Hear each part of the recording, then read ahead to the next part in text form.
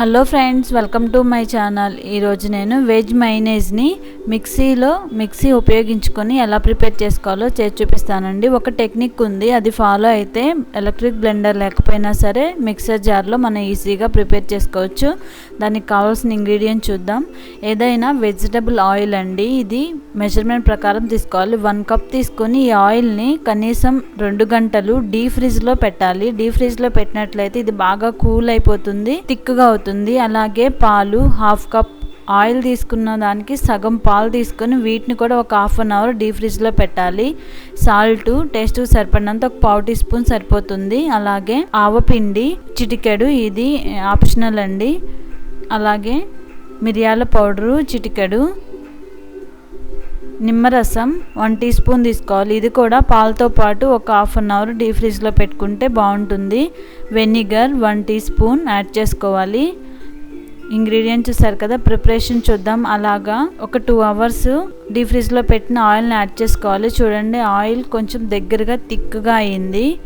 ఇలాగా డీప్ ఫ్రిడ్జ్లో పెట్టుకోవడం వల్ల మనకి ఇది మిక్సర్ జార్లో మనం ఈజీగా ప్రిపేర్ చేసుకోగలం. అలాగే దీనిలో ఇంగ్రీడియంట్స్ అన్నీ యాడ్ చేసేసుకోవడమే. నిమ్మరసము 1 టీ స్పూన్.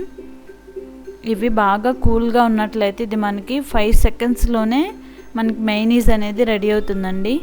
అలాగే మిరియాల పౌడర్ చిటికెడు, ఆవపిండి చిటికెడు. ఈ ఆవపిండి ఇష్టం లేని వాళ్ళు దీని ప్లేస్లో వెల్లుల్లి కూడా యాడ్ చేసుకోవచ్చు.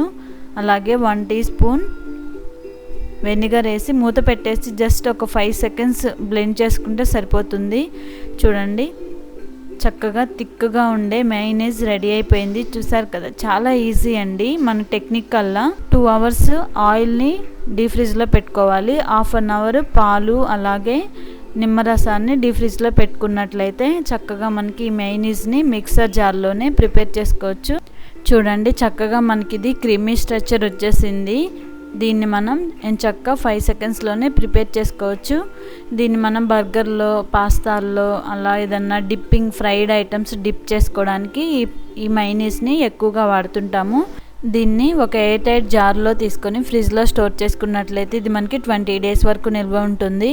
చూసారు కదండి, చాలా సింపుల్గా చక్కగా ప్రిపేర్ చేసుకోవచ్చు. మీరు ట్రై చేయండి, మీకు డెఫినెట్గా వస్తుంది. ఈ వీడియో కనుక మీకు నచ్చినట్లయితే లైక్ చేయండి. ఈ వీడియోని మీ ఫ్రెండ్స్కి, రిలేటివ్స్కి, కొలీగ్స్కి షేర్ చేయండి.